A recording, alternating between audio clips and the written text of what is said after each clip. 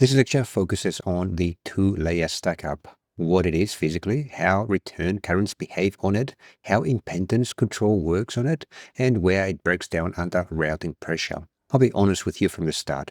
I originally planned this board as a two-layer design. By the end of this lecture, you'll understand exactly why the plan changed. In the next lecture, I'll talk about the four-layer stack-up strategy that replaced it. Understanding the two-layer limitation first gives the four-layer decision proper engineering justification, and it also makes you a better designer on any future board, whether you end up using 2 layers or 4.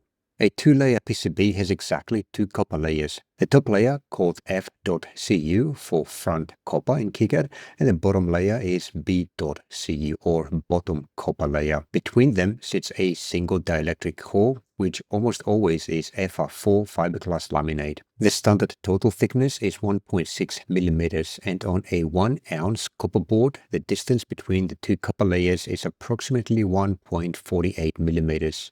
That gap is the Fe4 core carrying almost the entire board thickness. The dielectric constant of Fe4, which is the value engineers call decay, sits between 4.2 and 4.5, depending on frequency and the specific batch of the material. That number will matter when we calculate impedance. The critical point is this: on a two-layer board, both copper layers are signal layers by definition. There are no inner layers. There are no dedicated ground planes or power planes hidden inside the board. Whatever ground reference you create must come from one of those 2 copper layers. That constraint shapes every routing decision you make. Every signal trace carries current in one direction. That current must return to its source. The return current is not optional. It always exists, and its path determines whether your board passes or fails eMMC testing. At DC and low frequencies, the return current takes the path of least resistance. It spreads across the full width of whatever ground conductor is available. That behavior is benign at low frequencies. At high frequencies, which are roughly those above 100 kHz and strongly above 10 MHz, the physics change. Return current switches to the path of least impedance, which is directly beneath the signal trace. The mutual inductance between the trace and the ground plane below forces the return current into a narrow strip that mirrors the trace above it. This matters because the signal trace and its return current form a current loop. The area of that loop determines how much electromagnetic energy is radiated. A narrow, well-defined return path means a small loop area. A small loop area means low radiated EMI and predictable trace impedance. On a two-layer board, the quality of your ground reference directly controls how tight that loop can be. A solid, uninterrupted ground plane on the bottom layer gives the return current a direct, low impedance path. Gaps, voids, and detours force the return current to wander around, expanding the loop area. The standard strategy on a two-layer board is to dedicate the bottom layer almost entirely to ground copper poor and route signals on the top layer. This gives the return current a continuous, low impedance reference directly below the signal layer. A copper poor is not quite the same as a true solid plane. A true plane is a continuous copper sheet with no interruptions.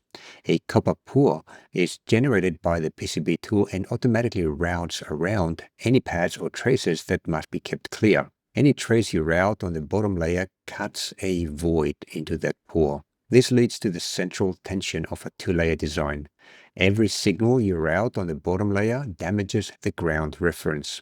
In practice, keeping the bottom layer as unbroken as possible means routing as many signals as possible on the top layer. That severely limits routing density. When ground copper poor exists on both the top and bottom layers, those regions must be connected with stitching vias to equalize potential and prevent isolated floating islands. In high-speed areas, place stitching vias every 5 to 10 millimeters. An isolated copper island with no ground connection is not a ground reference. It's a floating conductor that radiates noise like an antenna. Defining the ground is the single most important step in a two-layer design from both a signal integrity and an eMMC perspective. A gap in the ground plane is one of the most damaging things a PCB layout can contain for high-speed signals. The rule is absolute. Never route a signal trace across a gap in a ground plane. Here's why. When the return current beneath a signal trace encounters a gap, it can't cross it directly. It must detour around the gap. That detour creates a large current loop. A large loop radiates. At frequencies above 100 MHz, gaps in ground planes have been measured to increase harmonic emission levels compared to traces of a solid ground. The result is frequently a failed eMMC test. There's a persistent myth in PCB design that you should split the ground plane into separate analog and digital sections to prevent digital noise from contaminating analog signals. This advice is outdated and often makes things worse. Splitting the ground forces return currents from signals crossing the boundary to detour around the split. This creates exactly the EMI and signal integrity problem you were trying to prevent. A single continuous ground plane with careful component placement and layout zoning is almost always the correct approach. On a two-layer board, ground gaps are an inevitable consequence of routing traces on the bottom layer. Every trace you run on the bottom copper layer cuts into the ground reference. Managing that fragmentation is one of the hardest practical challenges of a dense two-layer design. Even signals that seem slow, like I2C at 400 kHz and SPI at a few megahertz, have edge transition times of around 10 nanoseconds. That edge rate is fast enough to cause problems when the return path is broken. USB 2.0 requires a differential impedance of 90 ohms on the D+ and D- lines. Achieving that on a two-layer board is possible, but the trace widths required are much larger than on a four-layer board, and that has real consequences in a compact design. Here's the core physics. Impedance depends on the ratio of trace width to dielectric height, meaning the distance from the signal trace to its reference plane below.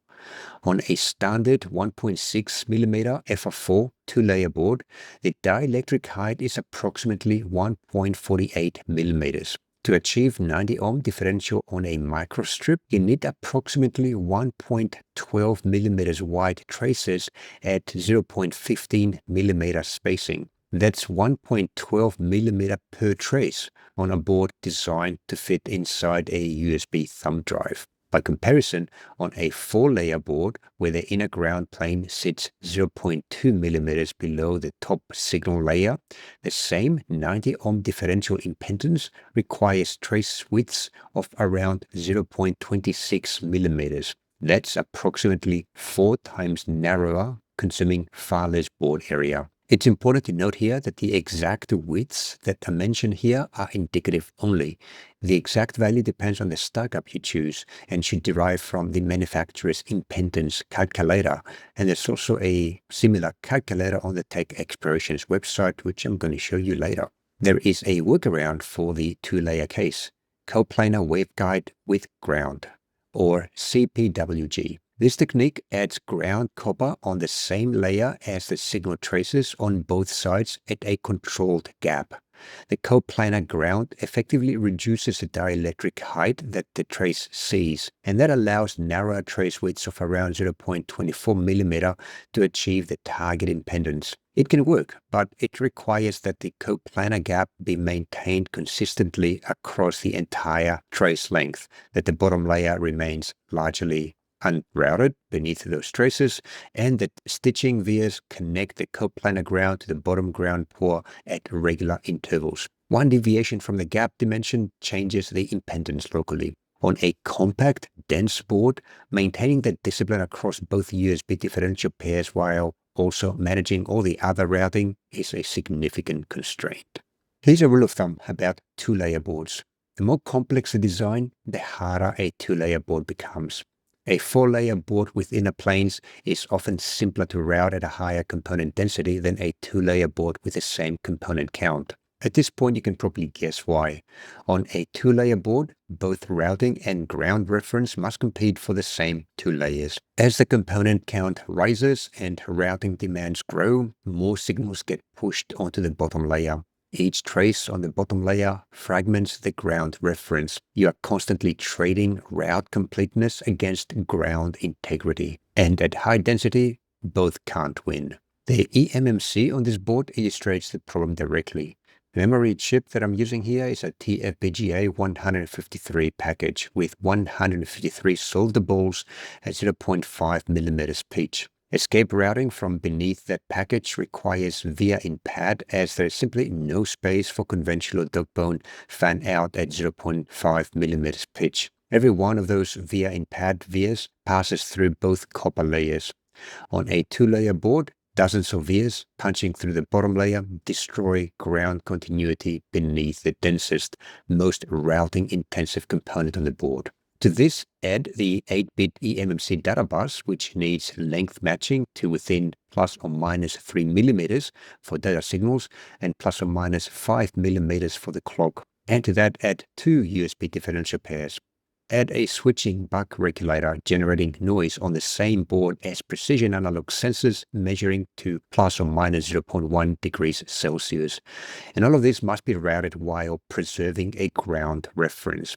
On 2 layers, conflicts multiply until the routing problem becomes intractable without making unacceptable compromises to signal integrity. Eventually, I decided to move this board to 4 layers, not because 2-layer boards are bad. As I've mentioned before, many commercial products such as microcontroller boards, sensor nodes, and Arduino class designs all work well on 2 layers. I made this decision because of 6 specific factors on this particular design, none of which was negotiable. First, the eMMC TFBGA 153 with via in pad escape routing for the dozens of BGA balls at 0.5 millimeters pitch, which punch through the only available ground layer on a 2-layer board. Second, the 8-bit eMMC bus requires careful length matching across data and clock signals. Routing that on a 2-layer board while preserving ground continuity requires routing freedom that simply isn't available. Third, 2 USB-C connectors, each needing 90 ohms differential pairs. At 1.12 millimeter trace width per trace on a 2-layer microstrip, these consume substantial board real estate in a compact form factor. Fourth, the 3.3 volt power rail serving multiple ICs must be routed without cutting up the ground pole. Fifth, the combination of a switching buck regulator and precision analog sensors demands return current separation that inner planes provide naturally. And sixth, the thumb drive form factor sets hard physical limits on board size. So moving to 4 layers adds a bit to the fabrication cost at prototype quantities. At modern fabrication houses, the difference is measured in tens of dollars on a prototype order, not hundreds. The engineering time, though, saved by not fighting these routing conflicts on 2 layers exceeds that cost difference many times over. So I reached the point in this design where the effort required to complete the 2-layer layout correctly, which means with acceptable signal integrity, was greater than the design was worth investing in.